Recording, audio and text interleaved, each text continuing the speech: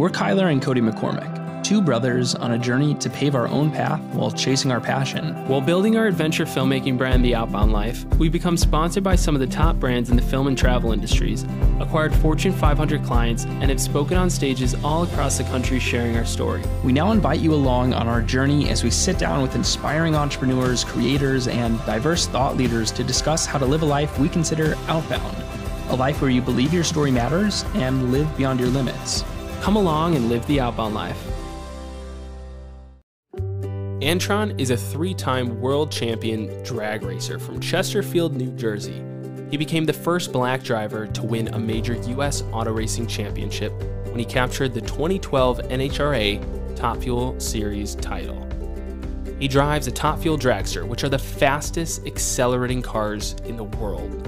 With over 11,000 horsepower, they reach speeds of more than 330 miles per hour, doing 0 to 100 in 0.8 seconds. Yes, that's 0 to 100 in 0.8 seconds. Antron has an impressive track record with 71 career wins. Beyond his racing career, Antron was host of Top Gear America and was one of Idris Elba's driving instructors on Discovery Channel's Idris Elba No Limits. Brown lives in Pittsboro, Indiana with his wife and their 3 children. He is active in various community activities including church, NHRA Jr drag racing, Boy Scouts, and other youth-related programs. Antron, thanks so much for being with us. Anytime. It's my pleasure. My pleasure.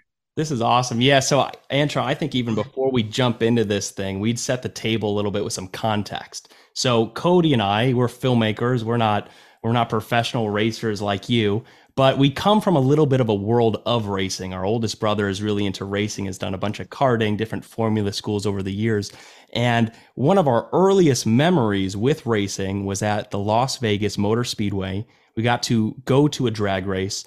And this is one of those things that I know you talk about, how you can't fully experience it on TV. You can't fully experience it on social media, right? Just being around these cars that are just about literal rocket ships. Your entire body is vibrating, rumbling. And, you know, that's something that stuck with us all these years. And then many years later, Cody and I, we were working with one of our clients, Camping World, doing a video project. And that's when we got to actually interview you for the first time in Gainesville, Florida.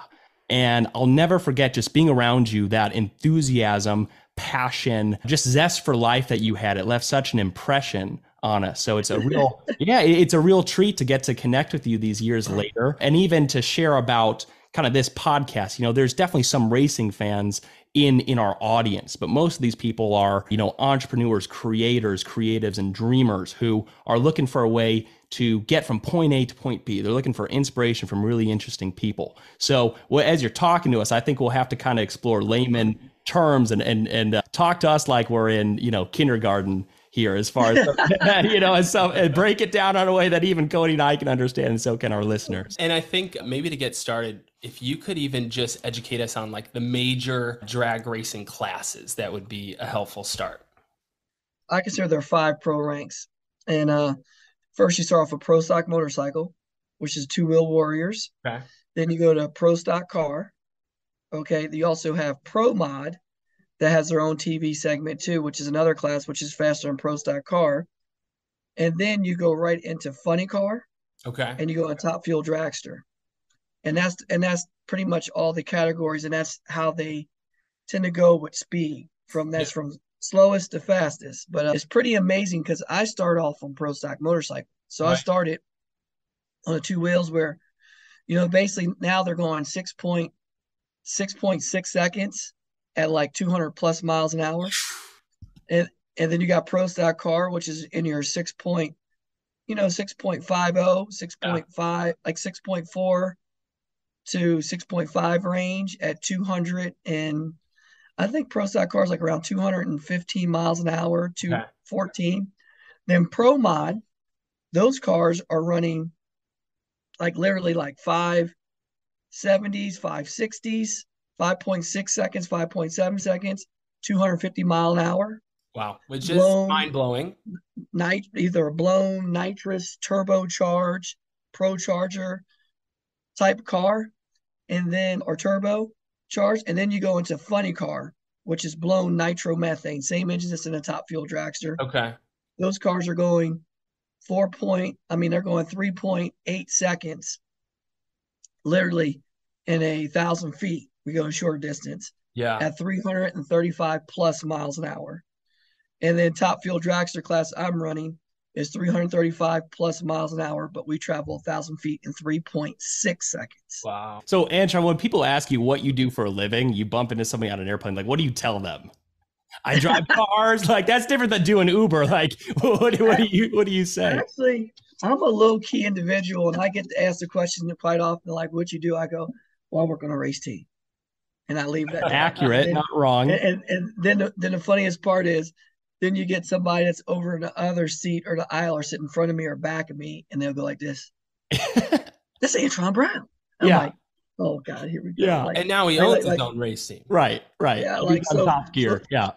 So the craziest part is that whenever we travel, we do get a lot of people that key in and go, hey, that's it's pretty cool to be recognized for the sport of drag racing, because it tells you the outreach that our sport has, which is really grown over the years a lot.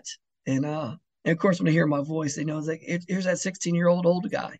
Yeah, it's like a 6-year-old kid, But besides that, it's always good to be going out to recognize and that's tell them what we do, and then share some video footage or some pictures and stuff like that. But like we always say, TV and videos does our sport no justice. Our sport is definitely you go out there and see it. You have to feel it. And I think, I mean, that when we were kids, we were in the stands, and it was still like, you see these rockets strapped to these vehicles, and it's mind blowing and so loud and shakes you. But then we're filming for Camping World, and we're literally right next to the start line, and it just like, we're wearing earplugs and earmuffs, and it's still borderline too loud, and you just feel it. So like, okay, as we think about that, you're behind the wheel of this incredible car. I want to kind of talk a little bit about passion. What do you love about that experience? Is it the adrenaline?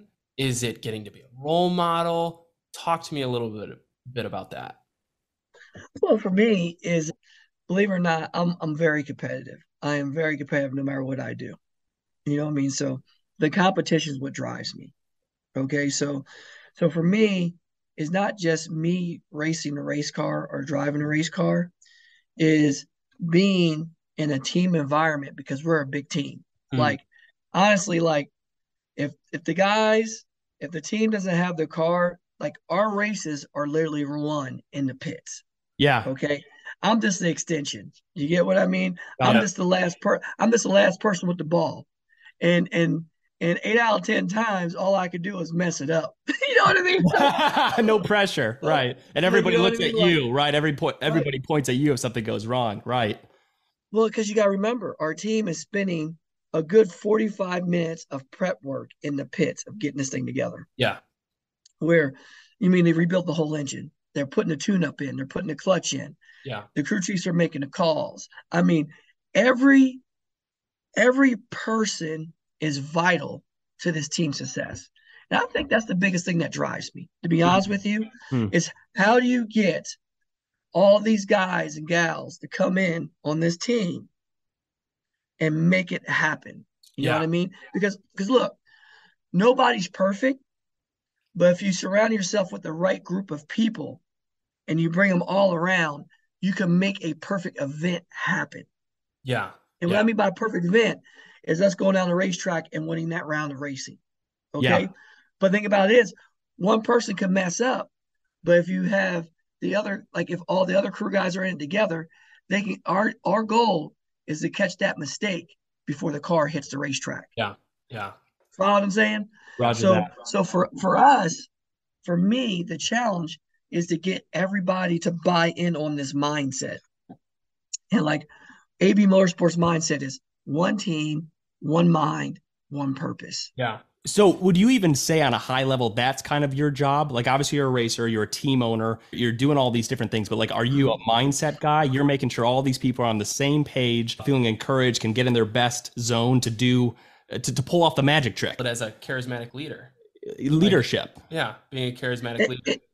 It's all about leading and leading them to it. but to make it happen and just to figure it all out, you know what I mean? And that's what it boils down to, you know what I mean? Is have everybody on the same page. Yeah. It's like being tug of war, right? Mm-hmm. If everybody's pulling the rope the same direction or pulling at the same time, if you're at the same time, you're going to be the victor. Yeah. And right now, our sport is so competitive. And what I mean is, you've got over 12 teams in Top Fuel that can win on any given Sunday, right?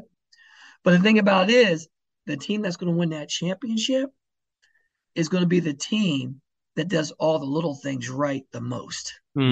Consistency. But you follow what I'm saying? Yeah. And any of those teams can win, but the team that wins the championship is the one that goes the most rounds every weekend and adds up at the end of the year. That's your champion. Yeah. Right. So the biggest thing for me, it's the funny part a lot of people don't know about me. I was a big math major. Because I was going to school to be an actuary, to be like a business consultant, be problem solving, right? So with me, like racing is a big probability problem. Okay? Probability problem.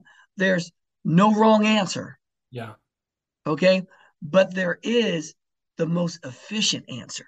Sure. That's what probability is about. What's going to be the most effective way to do something? Yes. And for us in racing, that's all we are. How do you get teams that can buy 15 different parts, right? And have different crew personnel, but yet we could race down the racetrack and come and run within a thousandth of a second of each other. Yeah. Isn't that crazy? Wow. Right. So it's an equation. It's a math problem. Yes. But it's so interesting because it's like, again, people on TV, they see Antron Brown in the car, right? But it's the team. It's that team equation. Everybody's got to be doing their best work. We have to be collaborative. We have to have our eyes set on the vision, figure out the most efficient way to get there. But it makes me think of, Antron, there's this quote by Abraham Lincoln, allegedly, right? Because you never really know. Aren't like half of the quotes on the internet by Abraham Lincoln? And, I don't know how we would ever know. But it goes along the lines of something like, if you give me 6 hours to chop down a tree, I'll spend 4 hours sharpening my axe. No, it's about preparation. It's about what you're talking about, doing the equation, making sure your T's are crossed and your I's are dotted going into this thing. But I'm curious for you on a personal level, even outside of your team, going into these races and being a race car driver, being a team owner, what does that preparation for you look like? What does sharpening the axe for Antron look like? Well, for me, just in general, when I wake up, I come in with my mindset open, where I'm a guy that's a glass half full, not glass half empty. Okay. I'm always looking for the positive. And even when you struggle or when you falter, I'm like, all right, it got me. That got me today. But you know what? I learned from that. And then I just use that as my fuel to drive me to be better and to move forward. Where do you think you got that? You know what I mean? Yeah. I think, how do you get that mindset? I think for me is that I had a lot of positive people around me growing up. And I think when I first started racing, I don't know what it was, or even when I played sports from an early age, for some reason, even when I was playing soccer, when I was like 8 years old, I was made the captain of the team. And then when I played football, basketball, ran track, I was always the captain. I didn't even sign up or wanted the job. Yeah, but because I wasn't very vocal, but I knew how to communicate with people. Yeah. And I guess it was just one of those auras that push off you where you're trying to help people be the best version of yourself, but not just by what you say, but by the examples that you do every day. Right. Like, you know what I mean? Because people can learn by the way you carry yourself. Like, for example, even when I'm listening, there's not one job I wouldn't do. Yeah. If I have to take the oil out, I drain the oil. If I need to help them tear down, I help them tear down. If I got to mix nitro fuel, I'll help mix nitro fuel. Yeah. Like, it doesn't stop. If they need my help, I will help. Yeah. Well, I think that kind of goes back to you talking about like increasing your odds or the probability of achieving, we can call it a win right now. But I think when you were talking about that, I think that's so applicable to just life in general. Looking at, maybe a life strategy, like it's about trying to increase your odds at achieving the success that you're going for. So that was just one of those nuggets that I took away from that with what you're talking about. I'm curious, okay, if we look at you physically as a driver, talk me through, you're literally talking about how you have 3.6 seconds to potentially win or potentially lose. Okay. You're either facing off one opponent, or I think there's 4 wides. Is that as many racers as you'd go against, like 3 others in a 4 wide? Yeah, 3 others. We have the 4 wide. Yeah. And the 4 wide is basically, I call it the battle royal. Yeah. You know what I mean? Yeah, that's what they should call it. Exactly. I literally call that the battle royal of racing. And the funniest part about it is that there's no more strategy in that. You get what I mean? Like when you come up with that, you got to come up and you literally got to go, all right, now I know this person usually does this at the start line. I know this guy likes to stage last. This guy likes to do this. Well, that's out the window. Yeah. You know what I mean? Because you're racing where you just got to go in with your head down like this, and you just got to get after it. You know what I mean? At the end of the day, you just got to literally put your head down and go, all right, I got to be focused, and I'm going to come in, and then once everybody's in, light comes down, boom, I got to go off. So basically, there's no more, oh, I got to lay up a little bit. I don't need to push the car because this team only runs this ET.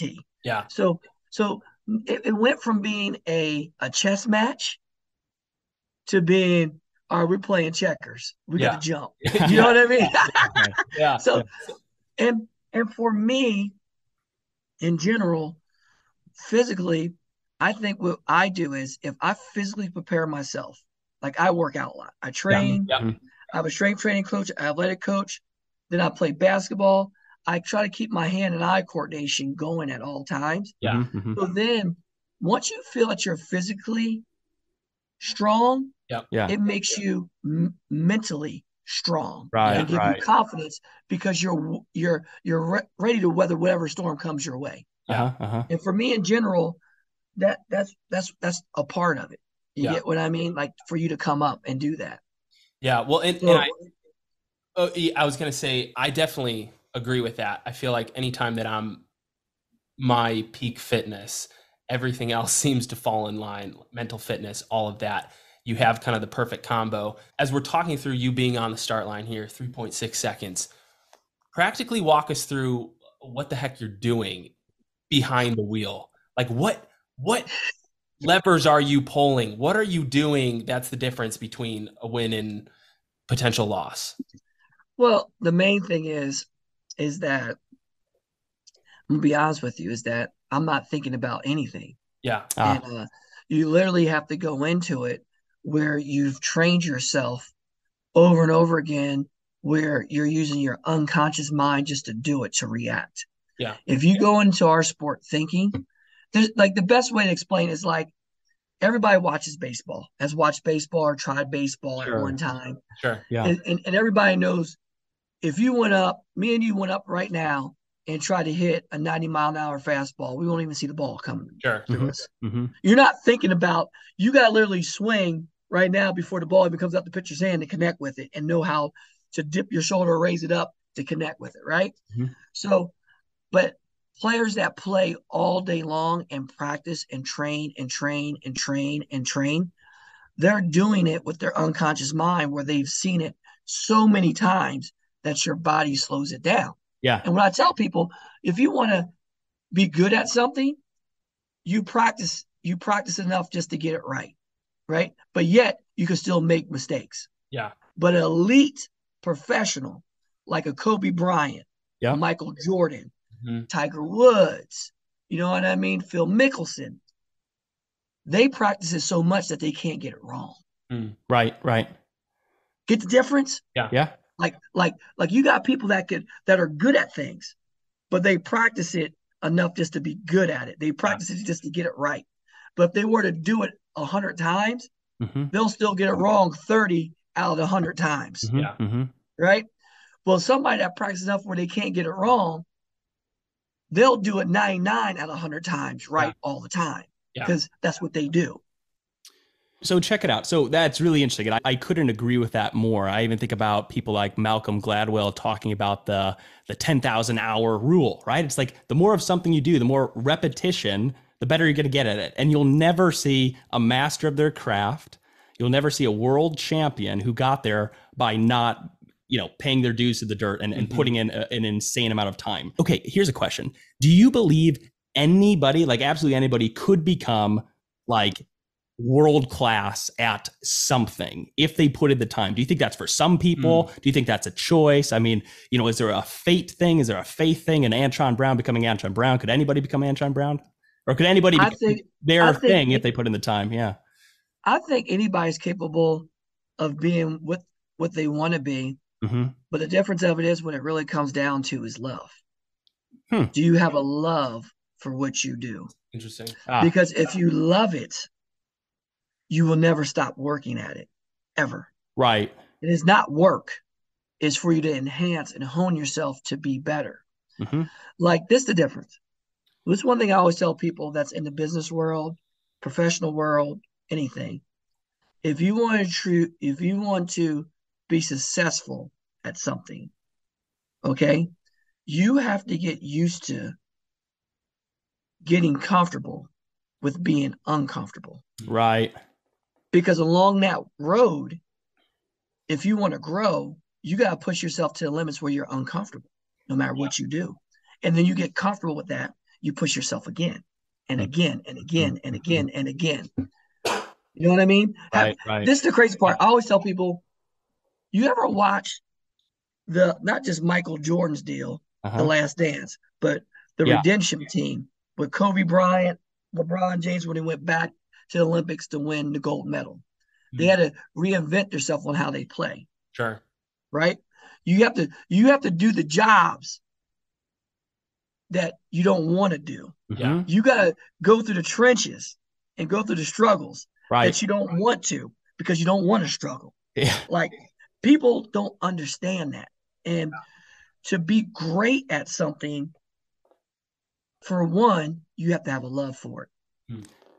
That's so good, because I think, we talk about the rest of the equation often. It's like, it's the time, right? It's the commitment, it's the persistence, all that. But yeah, it's like, what's the horsepower behind all of that? And I think that one word, love, that's it. I couldn't agree with that more. I think even, I was having coffee with a buddy the other day, and he was talking about some potential side hustles he was considering. Maybe I'll do this. Maybe I could do this, bring in some money. But like, he was kind of trying to figure out for me and Cody here, like, what is it that, we've been doing filmmaking now for what, Cody, 8 years full time, something like that. So like, we were kids doing this, and like most of our time has been obstacles. It's been no's, it's been rejections, it's been this thing falls through, but then you keep going, and then boom, you land McLaren as a client. It's like it comes eventually. But at the end of the day, I think we've built our life around things we're passionate about. It's the kind of thing that even after so many rejections, even in podcasting, it's like whether we, get a bunch of rejections in this or we don't get to the next one, it's like there's still a drive, there's still a love that doesn't go away, that I want to do this until I die. I love it. I love talking to people. I love learning, so love is essential. You gotta love it. You get what I mean? Like, just a deal. If you don't like talking and communicating with people, like, podcasting wouldn't be the job for you. I know. Right. You get what I mean? Sure. And for me as a racer, I love interacting with people. I love talking to people. Yeah. And I love, like, the technology. I love working on things. As you see my hands, you can see all the cuts and scratches, like all nicked up, like all the cuts and everything. So I work on stuff, right? But I love doing stuff. I love evolving. I love learning new things, new coatings, new things are out. And I love helping people become the best version of themselves. You know what I mean? That's the key, is trying to be the best version of yourself. And that's to challenge yourself every day. Yeah. Like, not going through the motions. That's one thing I won't do. I don't wake up and do the same thing. I'm like, all right, what's next? What else we got to conquer? And owning a race team is not just owning, it's a challenge of getting partners and sponsors to come aboard. Yeah. And not just winning on the racetrack for them, but winning off the racetrack in their workplace, and how we help become that vehicle or catalyst to drive them forward. Yeah. Like, where are you going? Oh, you do? Well, let me tell you something. Well, we got this plan for you. We could incorporate this on this and get you here and introduce you to X, Y, and Z. Right. And then also, we're going to help you on the marketing front of getting the word out there of what you're trying to get out there and what you're trying to sell. Yeah. Or who you're trying to recruit. So that's interesting. You know what I mean? It's always not about selling. Your world, you went from being just a racer to now being a team owner. I think you've raced is it 1 or 2 years now? Entering the second season, right? In the second season, yes. Second season. So like that changes dramatically from literally just focusing on doing your part as a driver to now being this team owner. You're talking about these different things, tasks that you have to do now. Talk to us about how that's opened up your world. Are you enjoying that business side? Like, talk me through how that's really changed your world. Well, the thing about it is I always had a love for it. And the thing about it was I knew it was going to be a little bit of a struggle of growing pains and bumps and bruises. Yeah. Because the one thing is you got to understand how to communicate and understand your team that you work with, right? Like I consider all the employees, not employees, they're team members. Like, we're all in this together. And I try to get them to understand that, to build up, to feel and love that, to move forward. Yeah. You know what I mean? And that was the biggest thing for me in the beginning, is to balance, not just doing the accounting side of it, which I'm used to and good, is balancing the checkbook, making sure you have cash flow coming in that you can keep up with that, with it going out. Right. You know what I mean? That's a big deal. You know what I mean? Because it goes in and out. You know what I mean? And understanding all that. And that's a big deal. It's a big deal. But also to understand the people. And you know that old rule of thumb that people always tell you, like, you grow up, that's the first thing you learn from your parents, or even your kindergarten. Remember, you hear the old saying is to always treat people how you want to be treated. Yeah. Right. Okay. But think about this. How many people do you know that actually do that? Right. That truly live by that. Yeah. And I make it a point every day. I don't care who you are, where you come from. I don't care. I treat everybody the same. I just treat them how I want to be treated. Yeah. If you show people love, they're going to love you back. Yeah. Yeah. Yeah. But some people got to work on it, because I see people all the time, and you see it too.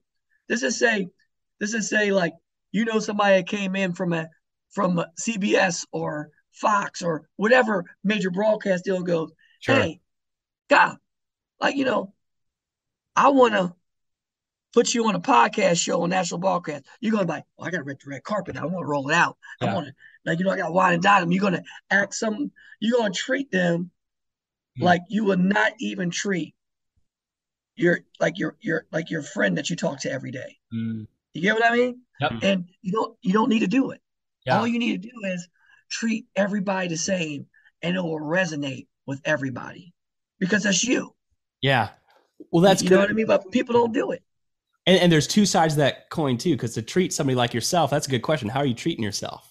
Right. A lot of us don't. And I'm hearing about a lot of the stuff you do day in and day out. And that's like, you're loving yourself, and there's nothing selfish about that. When you love yourself well, you have the capacity to spread that to others. Boom. We got, you know, the gas tank is full. We're going to give that away too. You can't give what you don't have. So it's cool you clearly practice what you preach. And that's why I think it's so awesome to watch what you do. But I'm curious, Antron, because a lot of people, they're listening to this, right? Here we are. We're entering a new year, right? Different people are at fork in the road. Do I go left? Do I go right? Maybe they're hearing you. They're like, man, this is a world champion racer. This dude's living the dream. He overflows with passion, but maybe I feel stuck. Maybe I'm like, I'm just drowning in self-doubt. I don't know what to do next. Do you have any just like maybe simple practical advice that maybe you've used in the past that you would give to somebody who feels stuck right now? Well, one thing I know for sure is that when you're in different places, we always overthink things. That's what we do. The older you get, the more the more you find analyzing things, thinking about things. And the thing about it is I always tell people, life is only as complicated as you make it. Hmm. And do people go through rough times? Absolutely. Yep. Are you going to have struggles? Absolutely, yes. Yeah. Is that girl you love kick you to the curb, or that guy you love kick you to the curb, and you're heartbroken? Yes. Is it a magical way to get through it? No. It's time. All it is time. And what I always like to tell people is that it's basic. It's like, if you truly want change in your life, okay, because you want to do something that you choose you want to do, and you don't know how to get there or make it happen. This is what I tell people. For me in racing, I love racing since I was a little kid. Know how I got into racing? For one, I put myself around it, even if it wasn't a job I didn't even want to do. That's good. But once you put yourself out around it, the opportunity comes. And then the second question is, are you preparing yourself to take the opportunity to come when it does come to you? Yeah. Right. So for one, stop, pause, and saying, what I'm doing right now, is that a stepping stone to get me to where I want to be? If it's not, stop doing that. Yeah. You got to pivot. Time to move in the direction that's going to get you where you need to go. Like, if I want to own my own restaurant, well, I need to work at a restaurant that I want to have, a type of restaurant I want to have. Yeah. Get on the dance floor. Right. Absolutely. Then I want to work as a host where they're bringing people in and greeting them, understand how to host and greet. Yeah. Then I want to work and be a server to understand how to pin on everybody's needs. Then I want to go in the kitchen and I want to learn what a sous chef does, and then what the chef does, and then how all the whole kitchen functions. Yeah. Then I want to learn how the manager manages the employees and manages schedule and time. Yeah. Then I want to learn how the head chef orders the food, or the owner orders the food and preps the bar, does everything. And you start learning all these different disciplines. And then before you know it, you go, now owning a restaurant ain't so hard. I'm not so scared. Yeah. Because I did the due diligence of making it happen. It's interesting. And I think you're talking about a lot of different facets that you have to learn in order to do something. And I think a lot of those you probably don't love. You probably wouldn't love certain roles. And one thing that comes to mind with your role as a driver, something that comes a part of it, doesn't always mean it has to, but you've crashed in the past. Absolutely. That's not an enjoyable experience. How do you, one, that's immense risk. It's dangerous. How does a crash change your perspective on life to then be the better racer? Man, I tell you one thing. When you crash, it's like anything else. And it breaks you down.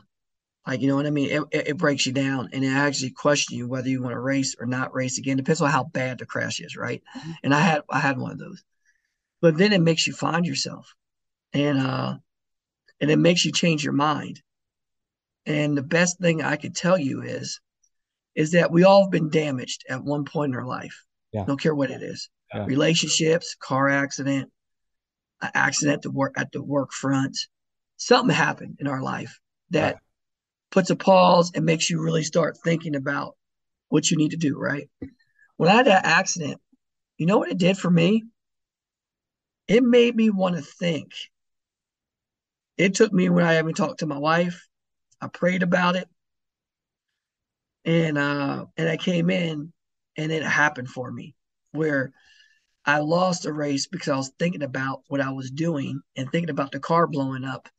And our car was very dominant. And once I lost, it struck the burning flame inside me, and it lit back up, and the gladiator mode came back. And what I learned from it was to still respect the car. You can't lose that. But to also, what you got to do is you got to treat it like every lap's got to be a new relationship. You can't take, it's like if you went in a relationship, you can't take your baggage from your last relationship and bring it with you to your new relationship.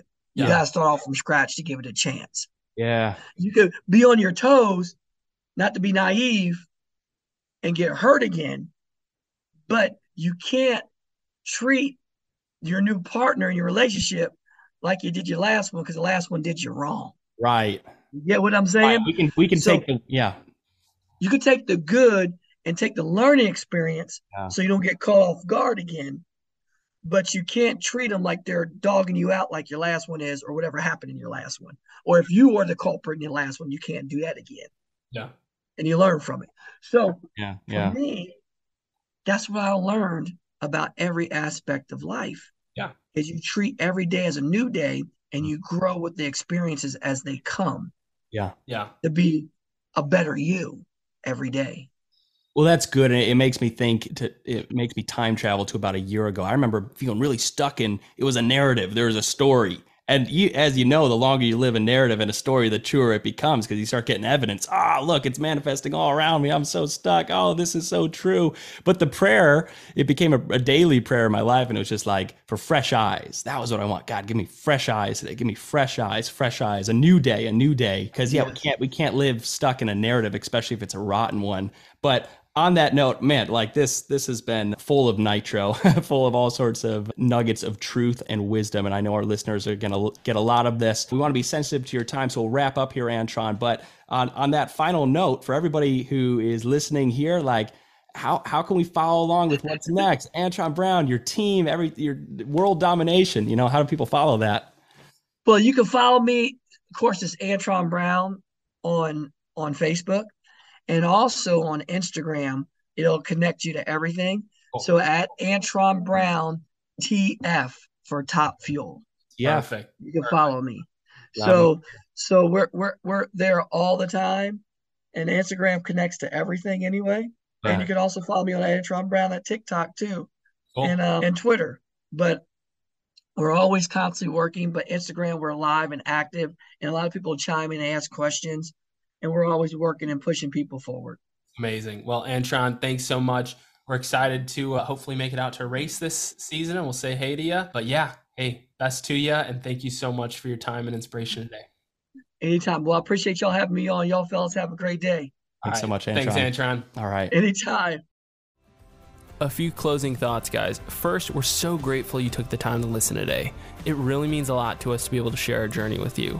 Second, if you got any value or inspiration from this episode, please take a minute to leave a rating or review on Apple Podcasts. Lastly, remember, your story matters. So go for it today and live the outbound life.